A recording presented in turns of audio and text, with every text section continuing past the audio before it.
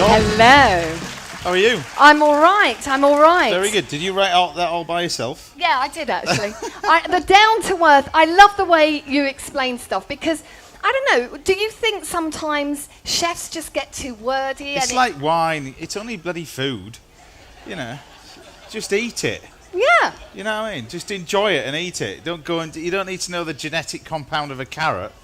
Just know how to cook it. You know. You see what I mean?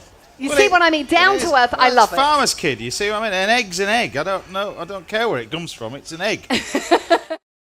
5 minutes we need on your timer. In a minute. Because we're going to basically put the egg. This is medium-sized egg. So we're going to put the egg in there. 5 minutes starts now, please. Thank you very much. So the egg goes in the pan. Bit of salt. Touch of salt like that. You can put a little bit of lemon. You can put a little bit of vinegar in there. Any acid, which will be fine. That goes in there. And they're going to go in there and boil for 5 minutes. So boiling salted water. And the idea of this, they're soft-boiled in the middle. And then we peel them, flour, egg and breadcrumbs. We actually did it for a function last night in Chester, of all places, for Wills and Kate. They were eating. Actually, they didn't eat this, did they? Yeah, they did. Wills and Kate. And we ended up doing this. And we did it for a function for 280. So we ended up cooking nearly 900 eggs to get 280 ones perfect. Because when you peel it, if you break the whites, it's ruined. So you need to make more than what you think you need. For this, I'm just going to do a little shallot puree. Now this is the egg. A little bit of shallot puree. So a few shallots. Or as you lot do at home.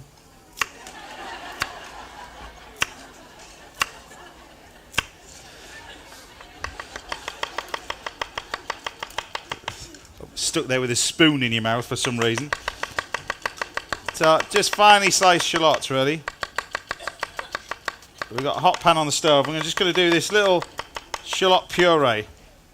And it is just basically shallots and a touch of garlic. That's all it is. So a little bit of that.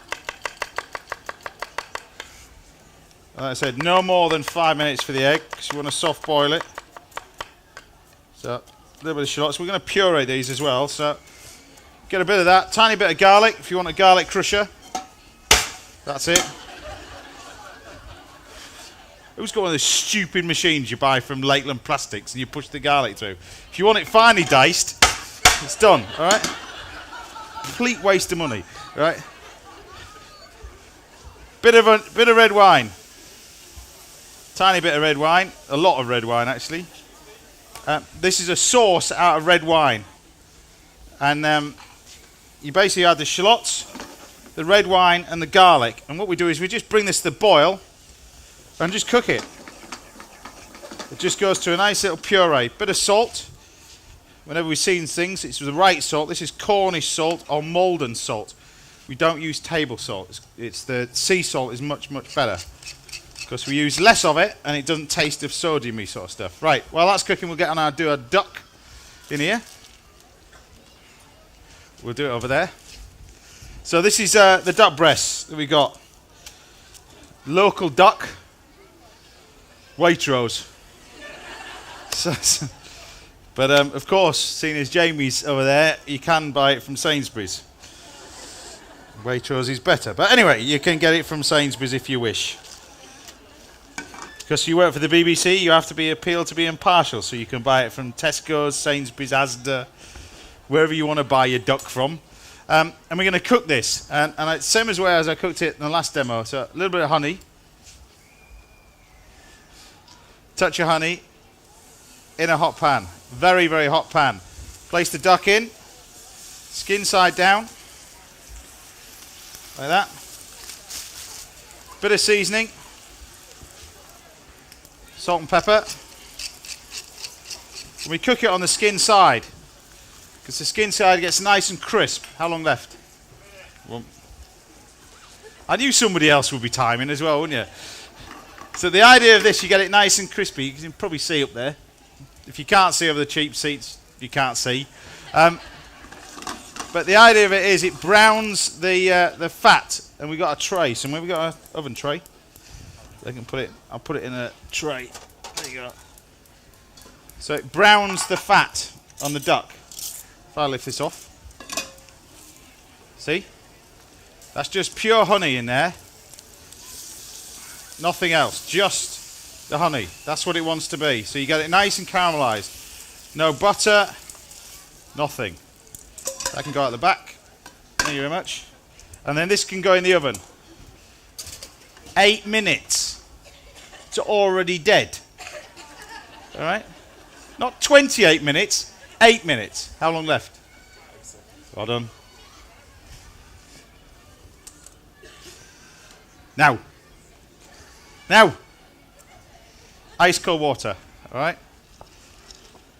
So you can imagine doing 280 of these.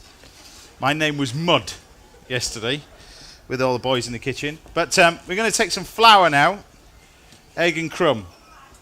It's actually a really simple little dish. So it's gone off with my eggs. All right, 1 egg.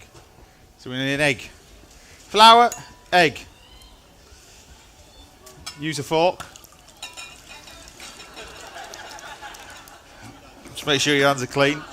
Oh, stop whinging. You're the first people to phone up Saturday kitchen. He hasn't washed his hands. You stood here, your cat's peeing on your worktop. You've got mould in your fridge. I've been to people's houses. Right, little blender here. Take this. This is the red wine puree. We've got some hot oil on there as well, my deep fat frying. And then I'll show you the eggs in a second. So we're just going to blend that. Chris can then probably finish this off. We blitz it.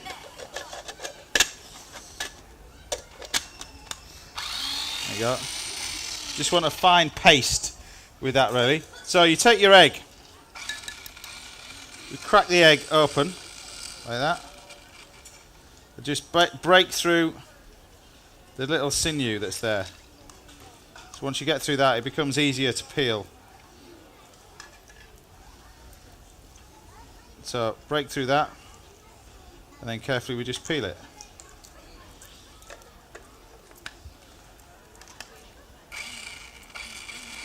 So we've got the flour. Now the egg, the breadcrumbs here are not local. They're Japanese crumbs. They're called panko breadcrumbs, and they are absolutely delicious. And what they do is they take the bread and dry it out before they shave it, and you end up with a much finer crumb, but a much better breadcrumb for when you're doing this, because it crisps up nicely. So anything with breadcrumbs nowadays, if you can do it, use the panko breadcrumbs, available from Waitrose. But the panko crumbs are really, really good. Japanese style crumb, they're fantastic. So anyway, we're getting our egg. There. Then take the egg, roll it in the flour, like that. Then we put the egg in the egg, and then we put it in the breadcrumbs. And we roll it in the breadcrumbs, like that. So you got an egg. 280 of these we did last night. Then wash my old hands. Just like we do on Saturday Kitchen. The sink doesn't work, but it stops you lot from phoning in still. It's crispy bacon salad. Now is that on? That on. Get that fully on. So there's hot oil on here. Obviously use a deep fat fryer at home. But we're going to get our little bacon. So a crispy little salad. Only want a little bit of bacon. That's enough. Some of this rapeseed oil again, that's gone. There you go. This stuff is fantastic. The guy selling it, I'll tell you a little bit about it. They used to, well, we were pig farmers up in Yorkshire. A lot of my life, while I was training to be a chef, we were pig farmers, and we used to use this for pig feed, rapeseed oil. And but now what they do is decided that they would cold press it, and you can actually use it to fuel your car. And it's brilliant to cook with. It's fantastic. It makes the most amazing dressings. And I'm going to show you a little tartar sauce, using it as well a little bit later. But simple little salad, crispy bacon. Grab a bowl. Bit of that. Just a little bit of bacon. A few leaves. We've got some, these are trendy leaves now. We've got pea shoots. Little trendy leaf. A little bit of frisée. And these, which are the rock and roll of the cookery world, these. This is the Gucci black dress of the cookery world. These are little micro cresses, and they become really trendy now. And I think supermarkets are just about to start selling them. They're red amaranth and coriander cresses, so they're tiny little cresses. And before they actually grow into salads, they cut them, and they produce a really strong flavour. Fantastic with this sort of stuff. Bit of sherry vinegar. Some of your rapeseed oil again. Not really any need to put any salt in there because we've got our bacon. And then we've got some goat's cheese, which we'll grab our goat's cheese from a stall there. And we'll just break that up. So you've got the goat's cheese and the bacon. Right, we've got our sauce here, which you can put that on the plate. So it's red wine. You see that you've almost got a quarter of a bottle of red wine in there.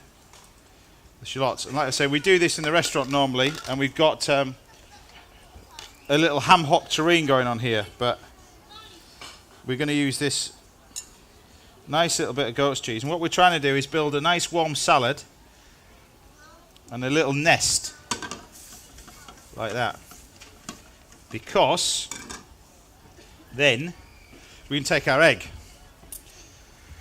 You got your egg, and we deep fry our egg in the fryer. Now if it's hot oil, it'll take about sort of 20 seconds. This one probably take about 30 seconds just to set the breadcrumbs. Very, very quick and simple like this. So when we were doing this last night, we'd have all this lot done. And you can do this, we did it smoked salmon last night, which is really nice, with a little deep fried egg. But it's great if you're into your dinner parties and come dine with me. It's the only program that Mother wants me to do, but I said to her, it kind of defeats the bloody object if I do it. But then you got your deep fried egg. Like that. Alright? Not performing bloody sea lion.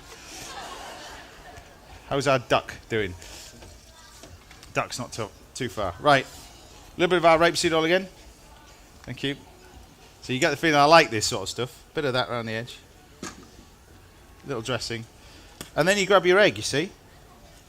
And then you pick a third. So there's one fat end to the egg. There's one pointed end. Pick a third. Take your knife. Cut it straight through. If we use a spoon, you'll see in here.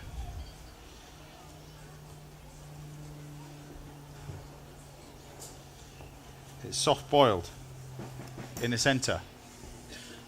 You probably can't see that, and I'm wasting my time. But it's a soft boiled hen's egg in the middle of the salad.